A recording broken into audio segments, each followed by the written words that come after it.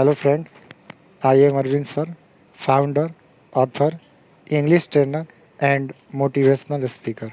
स्वागत करता हूं आप ही के यूट्यूब चैनल में जिसका नाम है delight English by Arvind sir.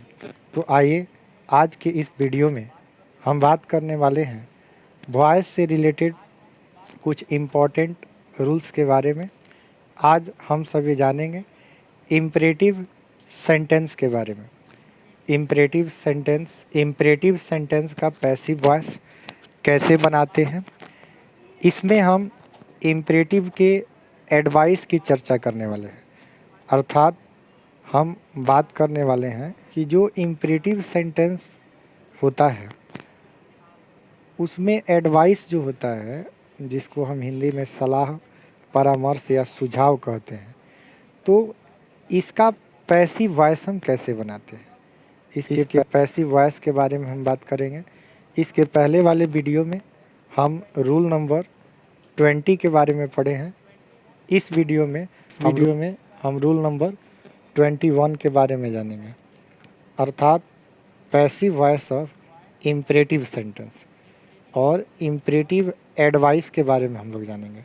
Basically इसमें हम लोग बात करने वाले हैं इम्परेटिव सेंटेंस का जो एडवाइस है उसके बारे में हम लोग बात करेंगे।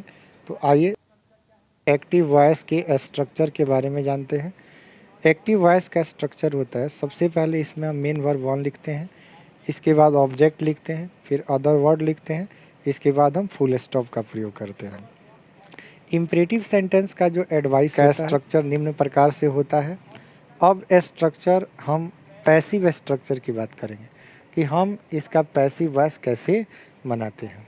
तो सबसे पहले हम ऑब्जेक्ट को लेते हैं और ऑब्जेक्ट को हम नॉमिनेटिव केस में लिखते हैं। नॉमिनेटिव केस ऑफ ऑब्जेक्ट का प्रयोग करते हैं।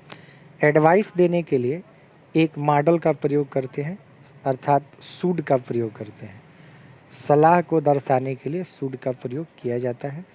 तो पैसिव में सबसे पहले हम एनसीओ लिखते हैं, नॉमिनेटिव केस ऑफ ऑब्जेक्ट लिखते हैं, इसके बाद इसका पैसिव वॉइस बनाने के लिए शुड का प्रयोग करते हैं, शुड का पैसिव का प्रयोग करते हैं। और जैसा कि हम जानते हैं कि किसी भी मॉडल एक्सिलरी का पैसिव वॉइस बनाने के लिए बी प्लस मेन वर्ब 3 का प्रयोग किया जाता है। इसके बाद हम ऑब्जेक्ट लिखते हैं, अदर वर्ड लिखते हैं, इसके बाद फुल स्टॉप का प्रयोग करते हैं। अब हम कुछ एग्जाम्पल की बात करेंगे। एग्जाम्पल की बात करेंगे। एग्जाम्पल जैसे मान लीजिए दिया हो, help the helpless, help the helpless. अब ये एक्टिव वॉइस है, इसको पैसिव में बदलेंगे। तो पैसिव में बदलने के लिए सबसे पहले हम क्या करेंगे, ऑब्जेक्ट को सब्जेक्ट बनाएंगे। ऑब्जेक्ट क्या है, द हेल्पलेस, तो इसमें द हेल्पलेस को सब्जेक्ट बनाएंगे। इसके बाद हम शुड का प्रयोग करेंगे। शुड के बाद पैसिव वॉइस बनाने के लिए बी का प्रयोग किया जाता है, तो इसमें शुड के बाद बी लिखेंगे, बी का प्रयोग करेंगे। इसके बाद देखिए हेल्प जो दिया है इसका थर्ड फॉर्म हेल्प्ड लिख देंगे। तो इस प्रकार से हेल्प द हेल्पलेस का passive voice the helpless should be helped होगा। एक और एग्जांपल लेते हैं, जैसे मान लीजिए दिया हो love your country, active voice है, इसको आप पैसिव में चेंज करेंगे तो क्या करेंगे, सबसे पहले योर कंट्री लिखेंगे, योर कंट्री, इसके बाद प्रयोग करेंगे शुड का, शुड बी, और यहाँ पे लव जो दिया है इसका थर्ड फॉर्म लिखेंगे, तो लव का थर्ड फॉर्म लव। अब जो है एक और एग्जांपल लेते हैं, जैसे मान लीजिए दिया हो ओबे योर पेरेंट्स, ये एक्टिव वॉइस हो गया, इसको चेंज करेंगे तो पैसिव वॉइस में चेंज करेंगे तो सबसे पहले योर पेरेंट्स लिखेंगे, योर पेरेंट्स के बाद मॉडल एक्सिलरी वर्ब का प्रयोग करेंगे शुड का, शुड के बाद बी का प्रयोग करेंगे और ओबे का थर्ड फॉर्म ओबेड हो जाएगा। तो ओबे योर पेरेंट्स का passive voice your parents should be obeyed हो जाएगा। नेक्स्ट एग्जांपल लेते हैं, जैसे मान लीजिए कि दिया हो रेस्पेक्ट योर एल्डर्स। ये जितने भी एग्जांपल्स हैं ये सब के सब इम्परेटिव एडवाइस हैं। जैसे मान लीजिए लिए एग्जांपल रेस्पेक्ट योर एल्डर्स, तो इसमें ऑब्जेक्ट है आपका योर एल्डर्स, तो your elders should be respected हो जाएगा। इस प्रकार से जो भी अब ऐसे सेंटेंस को लेते हैं जो इम्परेटिव सेंटेंस एडवाइस के साथ साथ निगेटिव सेंटेंस होगा।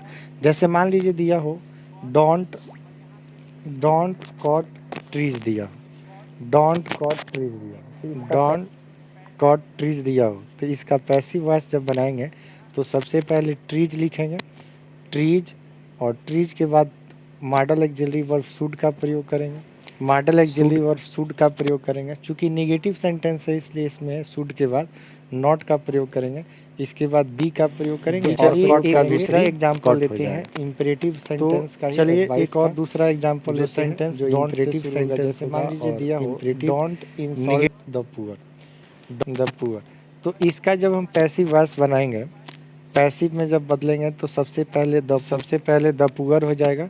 द पुअर के बाद हम प्रयोग करेंगे मॉडल ऑक्सिलरी वर्ब शुड का, इसके बाद नॉट लिखेंगे, फिर बी का प्रयोग करेंगे और इंसल्ट का भीतरी इंसल्टेड हो जाएगा। तो इस प्रकार से हमने कंप्लीट किया रूल नंबर 21, जो कि इम्परेटिव सेंटेंस का एडवाइस है। तो इसमें हम करते क्या है, ऑब्जेक्ट को सब्जेक्ट बना देते हैं और उसके बाद मॉडल ऑक्सिलरी वर्ब का प्रयोग करते हैं, को दर्शाने के लिए शुड का प्रयोग करते हैं। और जैसा कि हम जानते हैं कि किसी भी मॉडल ऑक्सिलरी वर्ब का पैसिव वॉइस बनाने के लिए बी का प्रयोग किया जाता है, तो इसमें बी का प्रयोग करते हैं। इस प्रकार से हमने रूल नंबर 21 कंप्लीट किया। आप लोग इसका स्क्रीनशॉट ले लेंगे और फिर हम लोग बात करेंगे रूल नंबर 22 की। तो आइए अब हम बात करते हैं रूल नंबर 22 की। कह रहा है कि सेंटेंस बिगिनिंग विद लेट, ऐसा वाक्य जो लेट से शुरू होता है। जब एक्टिव वॉइस लेट से शुरू होता है तो इसका पैसिव कैसे बनाते हैं। तो सबसे पहले जब एक्टिव वॉइस लेट से शुरू होता है तो पैसिव वॉइस का नियम है, हम लोग जो है बात करते हैं एक्टिव स्ट्रक्चर के बारे में। तो एक्टिव स्ट्रक्चर की अगर हम बात करें तो सबसे पहले इसमें लेट होता है, लेट के बाद इसमें ऑब्जेक्ट आता है और ऑब्जेक्ट के बाद जो है हम V1 का प्रयोग करते हैं। V1 के बाद फिर हम ऑब्जेक्ट 2 लिखते हैं। तो इसमें जो है लेट के बाद दो ऑब्जेक्ट आते हैं, पहला ऑब्जेक्ट 1 आता है, दूसरा ऑब्जेक्ट 2 आता है। अब आपको हम बताएंगे कि जो ऑब्जेक्ट होते हैं ये दो तरह के होते हैं। एक ऑब्जेक्ट होता है जिसे हम कहते हैं इनडायरेक्ट ऑब्जेक्ट आता है, और दूसरा जो ऑब्जेक्ट आता है उसे हम कहते हैं डायरेक्ट ऑब्जेक्ट। इस प्रकार से लेट के बाद इसमें दो ऑब्जेक्ट आएंगे, इनडायरेक्ट ऑब्जेक्ट और डायरेक्ट ऑब्जेक्ट। इनडायरेक्ट ऑब्जेक्ट क्या है, जैसे मी हो गया, हर हो गया, ऑस हो गया, साथ ही साथ हिम हो गया, हर हो गया। तो इन ऑब्जेक्ट को हम इनडायरेक्ट ऑब्जेक्ट कहते हैं। डायरेक्ट ऑब्जेक्ट किसे कहते हैं, जैसे मान लीजिए डायरेक्ट ऑब्जेक्ट में डेट वर्क हो गया, ऐसा ऑब्जेक्ट जो नॉन लिविंग थिंग के फॉर्म में होता है, हम कहते हैं डायरेक्ट ऑब्जेक्ट। ऐसा ऑब्जेक्ट बात करेंगे इसके पैसिव वॉइस के बारे में कि कैसे हम इसको पैसिव वॉइस में बदलते हैं। रूल नंबर 22 है। तो आइए इसके पैसिव स्ट्रक्चर की बात करते हैं। पैसिव स्ट्रक्चर में सबसे पहले जो लेट है उसको ज्यों का त्यों रहने देते हैं और जो डायरेक्ट ऑब्जेक्ट है उसको पहले लिखते हैं। तो सबसे पहले लेट लिखते हैं, लेट के बाद क्या करते हैं, तो जो डायरेक्ट ऑब्जेक्ट दिया है, डायरेक्ट ऑब्जेक्ट को लेट के तुरंत बाद लिखते हैं। जैसे डेट वर्क है तो डेट वर्क लिखेंगे, और डायरेक्ट ऑब्जेक्ट को सूचित करते हैं डी और O2 से सूचित करते हैं। तो लेट लिखेंगे, डेट वर्क लिखेंगे, और डेट वर्क के बाद हम प्रयोग करेंगे बी प्लस V3 का। तो बी हो जाएगा डू का, V3 बताइए डॉन होता है। इसके बाद हम प्रयोग करते हैं बाई का, तो डॉन के बाद बाई का प्रयोग करेंगे। बाई के बाद हम प्रयोग करते हैं इनडायरेक्ट ऑब्जेक्ट का, और इनडायरेक्ट ऑब्जेक्ट को सूचित करेंगे IO1 से सूचित करेंगे। इसके बाद बाई के बाद मी का प्रयोग करेंगे। तो इस प्रकार से let me do that work का पैसिव वॉइस होगा, let that work be done by me. अब जो है जैसे मान लीजिए दिया हो let her Singh a song दिया हो, इसका पैसिव वॉइस चेंज करना हो तो लेट को लेट लिख देंगे। इसके बाद क्या करेंगे तो ऑब्जेक्ट सेकंड क्या है, ए सॉन्ग है तो ए सॉन्ग को लिख लेंगे। इसके बाद बी का प्रयोग करेंगे, सिंग का भी3 सॉन्ग होगा SUNG। इसके बाद बाई का प्रयोग करेंगे और हर है तो हर लिख देंगे। तो इस प्रकार से अगर अदर वर्ड होगा तो लिखेंगे, नहीं होगा तो फुल स्टॉप।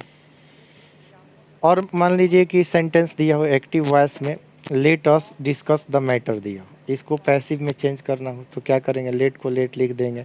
इसके बाद द मैटर को पहले लिखेंगे, ऑब्जेक्ट सेकंड है तो इसमें लिखेंगे द मैटर। इसके बाद बी का प्रयोग करेंगे और डिस्कस का भी3 है तो इसमें डिस्कस का भी3 डिस्कस्ड हो जाएगा, DISCUSSED। तो इस प्रकार से हम लेट से शुरू होने वाले सेंटेंस का पैसिव वॉइस बनाते हैं। जैसे मान लीजिए कि let him write a letter दिया, इसका पैसिव वॉइस बनाएंगे तो सबसे पहले लेट है तो लेट लिख देंगे। इसके बाद ए लेटर का प्रयोग करेंगे, ए लेटर के बाद बी का प्रयोग करेंगे, बी के बाद हम प्रयोग करते हैं रिटेन का, रिटेन के बाद बाय लिखेंगे और हिम है तो हिम का प्रयोग कर देंगे। अब जो है मान लीजिए एक्टिव वॉइस में दिया हो लेट हर डू इट, तो इसको पैसिव में चेंज करेंगे तो लेट है तो लेट लिख देंगे। इसके बाद ईट को लिखेंगे, ऑब्जेक्ट सेकंड को लिखेंगे तो ईट के बाद बी का प्रयोग करेंगे। इसके बाद डू का भी3 डन लिखेंगे। इसके बाद बाई का प्रयोग करेंगे और हर है तो हर का प्रयोग कर देंगे। तो इस प्रकार से हम लोग जाने, अब इसका आप स्क्रीनशॉट ले लेंगे। अब हम बात करेंगे कि जो सेंटेंस लेट अस से शुरू होता है, लेट्स या लेटस से शुरू होता है, उसका पैसिव वॉइस कैसे बनाते हैं। तो लेट और लेट होने वाले सेंटेंस में सबसे पहले हम करते क्या हैं कि जो लेट है उसके बाद ऑस दिया हो तो जैसे मान लीजिए कि पैसिव वॉइस में सबसे पहले हम इट इज़ सजेस्टेड डैट का प्रयोग करते हैं। इसके बाद NCO का प्रयोग करते हैं, फिर शुड का प्रयोग करते हैं, फिर V1 का प्रयोग करते हैं। इसके बाद अदर वर्ड लिखते हैं, फिर फुल स्टॉप का प्रयोग करते हैं। लेट ऑस को हम लेट्स भी लिख सकते हैं। जैसे मान लीजिए